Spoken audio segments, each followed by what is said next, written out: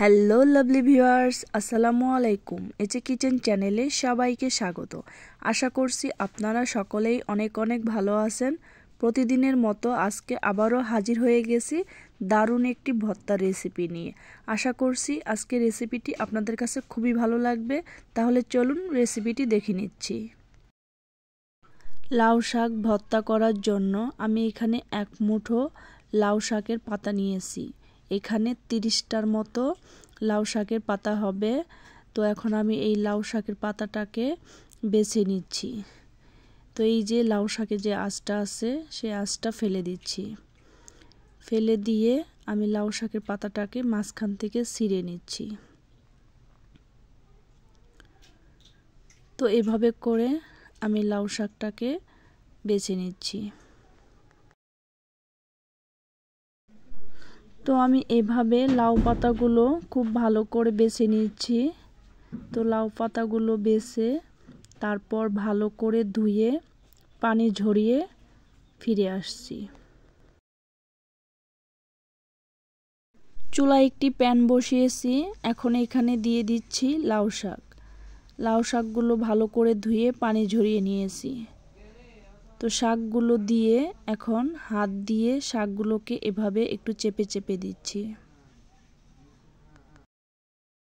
তো আমি এখানে একটি রুই মাছের পিস নিয়েছি। এই রুই মাছের পিসটাকে আমি সামান্য হলুদ, লবণ, মরিচের গুঁড়ো দিয়ে 10 মিনিট মাখিয়ে রেখে দিয়েছিলাম। এখন মাছটাকে এখানে দিয়ে দিচ্ছি।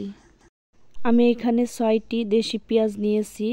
ছোট সাইজের যে দেশি পেঁয়াজটা আছে সেই পেঁয়াজটাকে এভাবে একটু মোটা মোটা করে কেটে নিয়েছি। তো এখন এখানে দিয়ে দিচ্ছি 8-10টির মতো কাঁচামরিচ।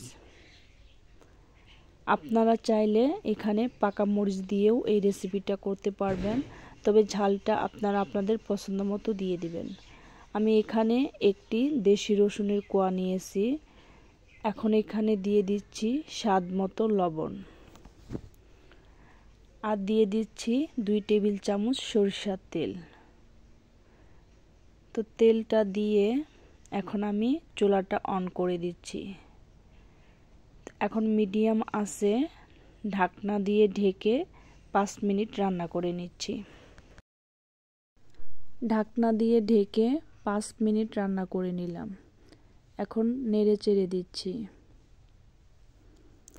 যারা ভিডিওটি দেখছেন প্লিজ একটা লাইক দিয়ে ভিডিওটি কন্টিনিউ করবেন।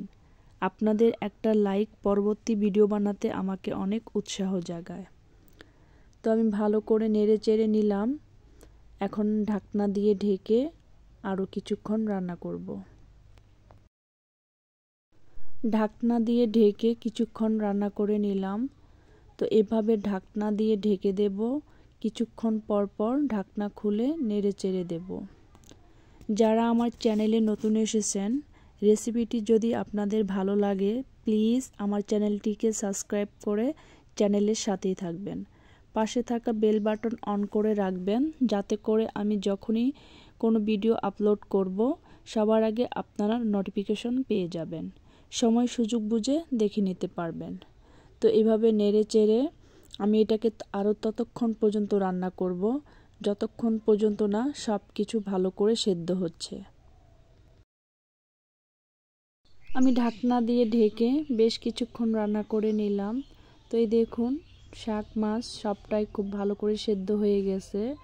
এখন এটাকে আমি আরও ততক্ষণ পর্যন্ত রান্না করব যতক্ষণ পর্যন্ত না শাক থেকে পানিটা পুরোটাই শুকিয়ে যাচ্ছে। তো এইভাবে নেড়ে চেড়ে পানিটাকে শুকিয়ে নিচ্ছি। তো এই দেখুন শাকের পানি পুরোটাই শুকিয়ে গেছে।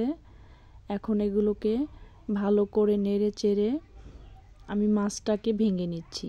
যেহেতু আমি আজকে ভর্তাটা রুই মাছ দিয়ে করতেছি, তো রুই মাছের কাঁটা খুবই কম থাকে। তো আমি মাছটা ভেঙে এখন এখান থেকে কাঁটাগুলো বেছে ফেলে দিচ্ছি। যেহেতু বড় বড় কাঁটাগুলো এখান থেকে হাত দিয়ে বেছে ফেলে দিচ্ছি। তো আমি সবগুলো মাছের কাঁটা এখান থেকে বেছে ফেলে দিলাম। এখন মাছ আর শাক দুটোই একটু ভালো করে নেড়ে চেড়ে এখানে ভেজে নিচ্ছি।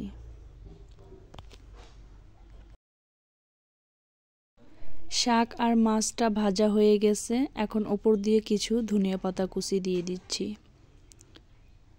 তো ধনিয়া পাতাটা দিয়ে এখন নেড়ে চেড়ে মিশিয়ে নিচ্ছি।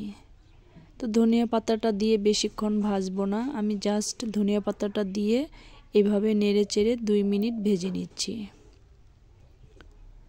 তো এই দেখুন আমি শাকটাকে আরও 2 মিনিট ভেজে নিলাম। তো এগুলো ভাজা হয়ে গেছে, এখন একটা প্লেটে শাকগুলো তুলে নিচ্ছি।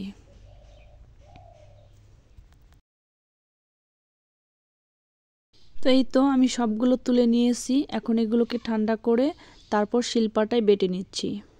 তো এই দেখুন আমি শিলপাটায় বেটে ভর্তাটা করে নিয়েছি।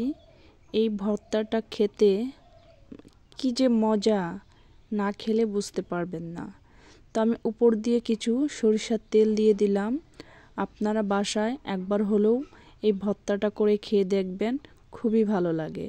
তো ধন্যবাদ সবাইকে এতক্ষণ আমার ভিডিওটি দেখার জন্য। আজকের মতো এখানেই বিদায় নিচ্ছি।